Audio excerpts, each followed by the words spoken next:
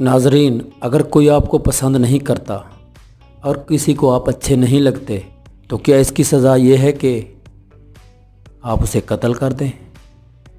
अभी सना यूसुफ का वाक़या टॉप ट्रेंड पर है। आप सब ने सुन लिया होगा कि किस तरह उसे एक लड़के ने सिर्फ इसलिए कत्ल कर दिया कि वो इसे इग्नोर कर रही थी, वो इसे पसंद नहीं करती थी, वो इसके साथ दोस्ती नहीं कर रही थी। और इसकी सज़ा उसने क्या दी, उसे गोलियों से छलनी कर दिया। ये कब तक ऐसा होता रहेगा। एक चित्राली लड़की, खूबसूरत लड़की, चित्राल से आई हुई एक लड़की जो इस्लामाबाद में रहती थी, उसके साथ ये क्यों किया गया।